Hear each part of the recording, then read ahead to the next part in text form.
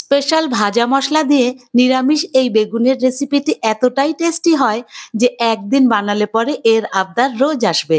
নমস্কার বন্ধুরা, জয়শ্রীর পাকঘরে সবাইকে স্বাগত। আমার আজকের রেসিপি নিরামিষ বেগুনের দুর্দান্ত টেস্টি একটি রেসিপি। আমি 4খানা মিডিয়াম সাইজের বেগুন নিয়েছি। বেগুনগুলোকে আগে ভালো করে ধুয়ে নিয়েছিলাম। এবারে বেগুনগুলো বোটাটা রেখে মাঝখান থেকে এইরকম 4 টুকরো করে লম্বালম্বিভাবে কেটে নেব। আপনারা চাইলে বোটাটাকে বাদ দিয়েও নিতে পারেন।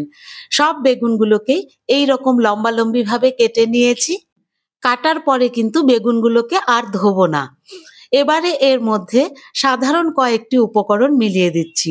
দিয়ে দিলাম 1/2 চামচ লবণ, 1/2 চামচ হলুদ গুঁড়ো, 1/2 চামচ লঙ্কা গুঁড়ো, 1/2 চামচ দিয়ে দিলাম চিনি, আর দিয়ে দেব 2 চামচ পরিমাণে চালের গুঁড়ো।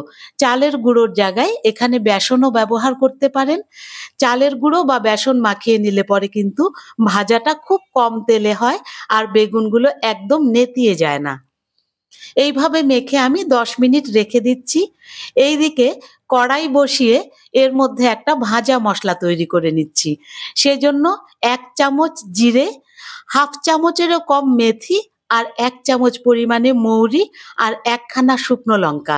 মেথির পরিমাণটা কিন্তু একদম কম দিতে হবে, তা না হলে একটু তিতকুটে ভাব হতে পারে।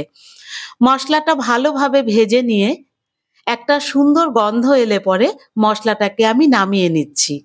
কড়াইটিকে আরেকবার বসিয়ে দিলাম। এর মধ্যে পরিমাণ মতো সর্ষের তেল দিয়ে এবারে আমি বেগুনগুলোকে ভেজে নেব। ফ্লেমটাকে মিডিয়ামে রেখে একবারে 7 থেকে 8 টুকরো করে বেগুনকে আমি ভেজে নিয়েছিলাম। বেগুনগুলো ভাজতে বসিয়ে আমি এইদিকে এই মশলাটাকে একটুখানি পিষে নেব। মশলাটা কিন্তু খুব স্মুথ হবে না, একটু দানা দানা ভাব থাকলে পরে তবেই ভালো লাগবে খেতে। আমার আজকের রেসিপিটি আপনাদের কেমন লাগলো কমেন্ট বক্সে অবশ্যই জানাবেন। আর চ্যানেলটি যদি এখনো সাবস্ক্রাইব করে না থাকেন তাহলে চ্যানেলটি অবশ্যই সাবস্ক্রাইব করে নেবার অনুরোধ রইল। বেগুনগুলো এক পিঠ ভাজা হয়ে গেছে। এবারে উল্টে উল্টে 3টে দিকই একই রকম ভাবে ভেজে নেব।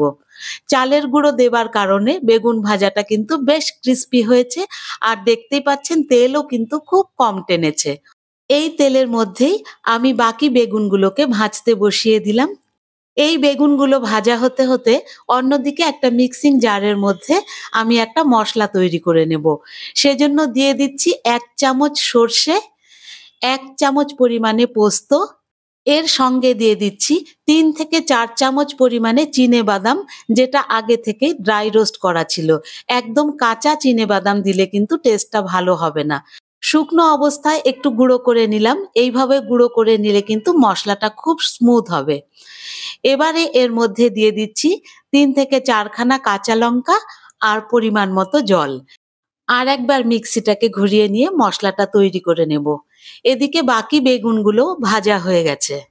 বেগুনগুলোকে তুলে নিয়ে কড়াইতে আমি 2 থেকে 3 চামচ সর্ষের তেল দিয়ে দিলাম, আর ফোড়নে দিয়ে দিলাম 1 চামচ কালো জিরে।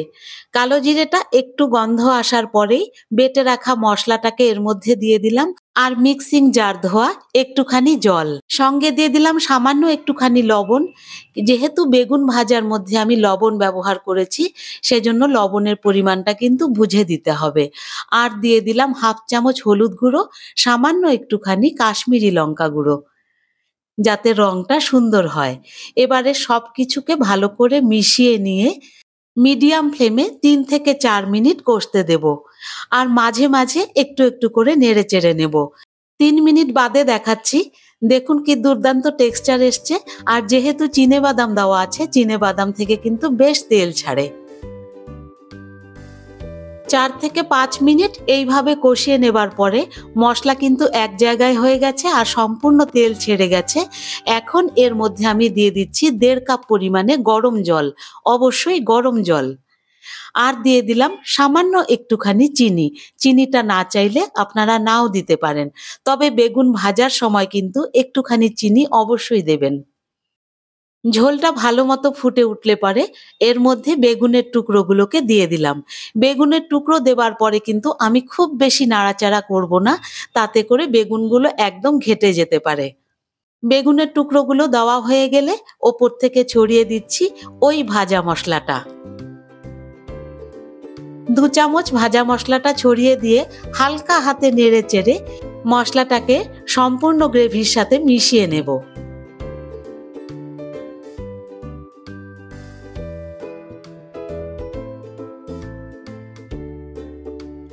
এবারে ফ্লেমটাকে মিডিয়াম টু হাই করে আরো 3 মিনিট মতো ফুটতে দেব।